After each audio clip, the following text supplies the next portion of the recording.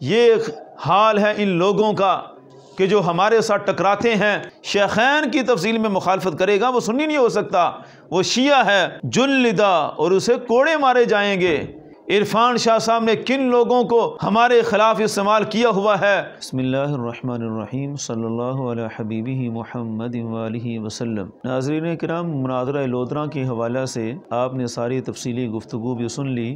ایک اہم بات مناظرہ لودھراں کے ایک اہم کردار کے حوالے سے ہے، جناب پیر ظفر علی شاہ صاحب۔ انہوں نے پہلے بھی کلپ جاری کیے اور بعد میں بھی کلپ جاری کیے، اور بڑی چلاکی عیاری سے انہوں نے بات کو کچھ کا کچھ رنگ دینے کے لیے زبان کی کمال صفائی کا جو ہے وہ نمونہ پیش کیا۔ آج ان کے کچھ ایسے حقائق سامنے رکھنے کی ضرورت ہے کہ جس طرح انہوں نے اپنے زبان سے ایسے کمال کی صفائی کا نمونہ پیش کیا، اس سے پہلے بھی حضرت اپنے ہاتھ کی صفائی بڑی دفعہ دکھا چکے ہیں اور اہل سنت کے مسلمات پر حملہ بھی کر چکے ہیں۔ آج کل اللہ کے فضل اور توفیق سے شکر ہے کہ علماء اہل سنت بڑی تیزی سے اس حقیقت کو سمجھ رہے ہیں کہ سیدہ پاک رضی اللہ تعالی عنہا کی ذات کو آڑ بنا کر اصل تفضیلیت کو اہل سنت میں داخل کرنے کی کوشش کی جا رہی ہے۔ بار بار حضرت صدیق اکبر رضی اللہ تعالی عنہ کی افضلیت پر حملے کیے جا رہے ہیں اور آپ کی افضلیت کے قطعی، اجماعی اور متواتر ہونے کو مشکوک بنا کر پیش کیا جا رہا ہے۔ ہمارے مقابلے میں جو بندہ آیا، جو چمن زمان کا، مفتی چھپن چھپان کا ترجمان بنا، نوید عباسی، وہ دمہ دم مسجد کے اندر علی دا پہلا نمبر کے نعرے لگاتا ہے، کراچی کانفرنس میں بھی اس نے نعرے لگائے اور ہر جگہ اس کا یہی موقف ہے۔ اسی طرح پیر ظفر علی شاہ صاحب، یہ تو اب حقائق کھل کر سامنے آ گئی۔ یہ جو بہت دعوے کر رہے تھے اہل سنت کے کہ ہم یہ ہیں ہم وہ ہیں، یہ خود اہل سنت پر پورا نہیں اترتے۔ حضرت تو بڑے پکے تفصیلی نکلے۔ اہل سنت کے ہاں حضرت صدیق اکبر رضی اللہ تعالیٰ عنہ کی افضلیت کا مسئلہ قطعی ہے، اور اس پر اولین وار کیا تھا ایک عبد القادر شاہ ٹنچ باٹا سرکار نے۔ صاحبان علم کو اچھی طرح اندازہ ہے، اور اس پر بھی میں انشاءاللہ تفصیلی موقع پیش کروں گا کہ ٹنچ باٹا کی جو عبارات ہیں وہ ساری کی ساری غایت التبجیل سے ہیں۔ وہ ایک مصری محقق تھا، اس نے یہ سارا تماشا لگایا، اور غایت التبجیل کا سارا مواد پیچھے مستشرقین نے دیا ہوا ہے۔ وہ پیچھے یہود و نصارہ کی پوری ایک لابی ہے جنہوں نے یہ ورق کیا، اور وہ مصر میں چھپا۔ اس کا ترجمہ ٹنچ باٹا سرکار نے کیا، اور ٹنچ باٹا سرکار کی کتاب پر تقریض لکھی جناب پیر ظفر علی شاہ صاحب نے۔ تو جتنے دھوکے، جتنی عیاریاں ٹنچ باٹا سرکار نے دکھائیں، اور انہی عیاریوں کا حصہ جناب پیر ظفر علی شاہ صاحب نے بھی شامل کیا۔ یہ میرے ہاتھ میں کتاب ہے مناقب الخلفاء الراشدین، جناب محترم شیخ الحدیث مفتی نذیر احمد سیالوی صاحب کی، اہل سنت کا درد رکھنے والے، سنیت کے محسن ہیں جناب قبلہ شیخ الحدیث مفتی نذیر احمد سیالوی صاحب۔ انہوں نے اس ساری سازش کا پردہ بڑے اچھے انداز سے چاک کیا۔ یہ تو سمجھے بیٹھے تھے کہ ہم جو مرضی کر لیں۔ اس کتاب میں جہاں انہوں نے ٹنچ باٹا سرکار کا رد کیا، تو بڑی فراست کے ساتھ حضرت نے ٹنچ باٹا سرکار کے مؤیدین اور پیر ظفر علی شاہ ان کی خیانت کو بھی فوراً بھانپ لیا۔ یہ ہمارے علماء کرام کی فراست ہے، ہمارے مشائخ ابھی ہیں کہ جو ان کی سازشوں کو پکڑ لیتے ہیں۔ اس کتاب میں قبلہ مفتی صاحب نے 411 صفحہ پر باقاعدہ نام لے کر ذکر کیا کہ پیر ظفر علی شاہ صاحب کی حضرت امام ذاہبی کی عبارت میں خیانت، یہ موضوع ہے، ہیڈنگ یہ ہے۔ آگے پھر کہتے ہیں ضبطۃ التحقیق پر ایک تقریر میں صاحب تقریر نے اپنے ہاتھ کی صفائی کا حیرت انگیز مظاہرہ کیا۔ ہاتھ کی صفائی، جس طرح جناب زبان سے گھما رہے تھے باتوں کو کہ ہم نے جناب ایسے کر دیا، اور وہ تو ہمیں کہہ رہے تھے۔ حقیقت تو یہ ہے کہ قادیانی جماعت جس طرح اپنے مرزا کو چھپانے میں کامیاب رہی، اللہ کے فضل سے ہم اہل سنت میدان میں کھڑے رہے تاجدار گولڑا کی سنت ادا کرتے ہوئے، اور یہ سارے طبقے والے اپنے چھپن چھپان کو چھپانے میں کامیاب ہوئے۔ یہ حقیقت کچھ اور انداز سے بیان کرنی چاہیے۔ خیر، مفتی صاحب فرماتے ہیں کہ صاحب تقرید نے اپنے ہاتھ کی صفائی کا حیرت انگیز مظاہرہ کیا، بڑے کمال انداز سے امام ذہبی کی عبارت میں خیانتیں کیں۔ آگے لکھتے ہیں فقیر راکم الحروف عرض کرتا ہے کہ ان لوگوں نے جب مسلک حق اہل سنت کے ساتھ غداری شروع کر دی ہے تو اہل سنت کی خیر خواہی کے لیے ان کی نشاندہی کرنا لازم اور ضروری ہو گیا۔ تعارف یہ ہے علامہ پیر سید ظفر علی شاہ مہروی سجادہ نشین مہرآباد شریف محتمیم جامعہ غوثیہ لودھرا ملتان امیر جماعت اہل سنت پاکستان ملتان ڈویژن، یہ سارے ان کے القابات ہیں تاکہ کسی کو ابہام نہ رہے۔ تو اس کتاب میں تقرید اگر دیکھیں تو تقریر کا مفتی صاحب نے حوالہ دیا کہ اس ٹنچ باٹے سرکار جس نے اہل سنت کے قطعی مسئلے کی بنیادیں ہلا کر رکھ دیں، اور وہ بھی پیچھے مستشرقین یہود و نصارہ کی مستقل لابی تھی جن کی سازش کو کامیاب بنایا، اس بندے کی تعریف میں انہوں نے زمین و آسمان کے کلابے ملا دیے کہ بہت بڑی ہستی ہے۔ اور عبارت کیا پیش کی اس کی تائید میں؟ علامہ ذہبی کی یہ عبارت پیش کی کہ علامہ ذہبی لکھتے ہیں قلت لیس تفضیل علی برفد ولا هو بدعہ بل قد ذهب الیہ خلق من الصحابۃ والتابعین۔ یہ علامہ ذہبی کی عبارت ہے کہ مولا علی کی تفضیل، آپ کو افضل قرار دینا، نہ یہ رافضیت ہے نہ یہ بدعت یعنی اہل سنت سے خارج ہونا ہے، بلکہ اس طرف صحابہ اور تابعین کی ایک جماعت گئی ہے۔ یہ عبارت جو بھی سنے گا ظاہر بات ہے اس کے دل میں فوری یہ بات آئے گی کہ امام ذہبی جیسی ہستی جب یہ فرما رہے ہیں کہ یہ رافضیت نہیں ہے تو پھر سنیت ہے، اور بدعت بھی نہیں ہے، تو ان ساری باتوں سے واضح ہو گیا کہ مولا علی کو سب سے افضل مان لینا اس میں کوئی حرج کی بات نہیں ہے۔ امام ذہبی بھی یہی فرماتے ہیں، اور صرف فرماتے نہیں بلکہ صحابہ اور تابعین کی جماعت ہے۔ اس کے ترجمے میں حضرت نے پہلے تو ترجمے میں ہی خیانت کر دی۔ میں کہتا ہوں کہ حضرت سیدنا علی رضی اللہ تعالی عنہ کی تفضیل بریکٹ میں لکھ دیا دیگر صحابہ کرام پر۔ یہ جو بریکٹ کو ذہن میں رکھیے گا کہ کیسے انہوں نے ہاتھ کی صفائی دکھائی۔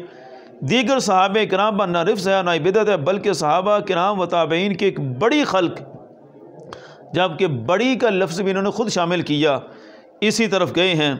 یہ جناب پیر ظفر علی شاہ صاحب کے ہاتھ کی صفائی ہے جو انہوں نے اہل سنت کے قطعی مسئلے میں شکوک و شبہات پیدا کرنے کے لیے کی اور اپنا کارنامہ سر انجام دیا۔ اللہ کا فضل ہے کہ ہمارے محسنین اہل سنت کا درد رکھنے والے زندہ ہیں۔ قبلہ مفتی نذیر احمد سیالوی صاحب، یہ ان کی کتاب ہے، انہوں نے علامہ ذہبی کی مکمل عبارت بھی پیش کر دی اور جناب کی خیانت کا پردہ بھی چاک کر دیا۔ مکمل عبارت یہ ہے کہ امام دار قطنی نے یہ ذکر کیا کہ اختلاف اس مسئلہ میں تھا کہ حضرت عثمان غنی افضل ہیں یا مولا علی افضل ہیں۔ اس پر انہوں نے کہا کہ اہل سنت کا مسئلہ یہی ہے کہ حضرت عثمان غنی ہی افضل ہیں، اور پھر آگے بات کی وَهُوَ أَوَّلُ عِقْدٍ يَحِلُّ فِي الرِّفْضِ، سب سے پہلی گرہ ہے کہ جو رافضیت کی طرف کھل جاتی ہے، یعنی اس مسئلے میں بھی اگر تبدیلی آ جائے، مولا علی کو کوئی عثمان غنی رضی اللہ تعالیٰ عنہ سے افضل قرار دے تو اس سے بھی رافضیت کا دروازہ کھل جاتا ہے۔ اس پر حضرت امام ذہبی کا کلام تھا، وہ فرما رہے تھے کہ لیس تفضیل علی برفت ولا ہوا ببدعہ، کہ حضرت عثمان غنی سے مولا علی کو افضل قرار دینا، اس کو رافضیت نہ قرار دیا جائے، اس کو بدعت قرار نہ دیا جائے، یہ موقف تھا۔ اور پیر ظفر علی شاہ صاحب ایسے ہاتھ کی صفائی کر گئے کہ مطلب یہ ہے کہ تمام صحابہ کرام سے افضل قرار دینے میں بھی کوئی حرج نہیں ہے، اور ٹنچ باٹے سرکار کی کتاب کا موضوع ہی یہی تھا کہ تمام صحابہ کرام سے افضلیت جو ہے وہ حضرت مولا علی رضی اللہ تعالیٰ عنہ کے ساتھ خاص ہے۔ تو ایسا انہوں نے کمال کیا اور علمی خیانت کا مظاہرہ کیا۔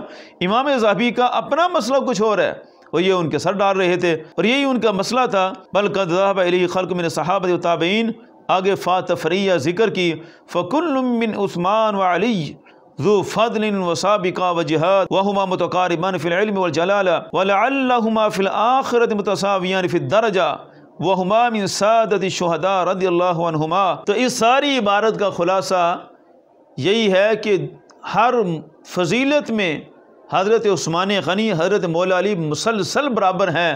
اور امام ذہبی فرماتے ہیں کہ ہمیں تو یہی لگتا ہے کہ جنت میں بھی دونوں ہستیاں برابر ہی رہیں گی۔ اس طرح بیان کر کے کہا وَلَكِنَّ جَمْهُورَ الْأُمَّةِ عَلَى تَرْجِيحِ عثمان عَلَى الْإِمَامِ علی، لیکن جمہور امت کا موقف یہی ہے کہ حضرت عثمان غنی رضی اللہ تعالیٰ عنہ کی فضیلت راجح ہے حضرت مولا علی رضی اللہ تعالیٰ عنہ پر۔ وَإِلَيْهِ نَذْهَبُ، آگے اپنا فرماتے ہیں کہ میں بھی اسی طرف جاتا ہوں، ہم سب اسی طرف جاتے ہیں کہ حضرت عثمان غنی بھی مولا علی سے افضل ہیں۔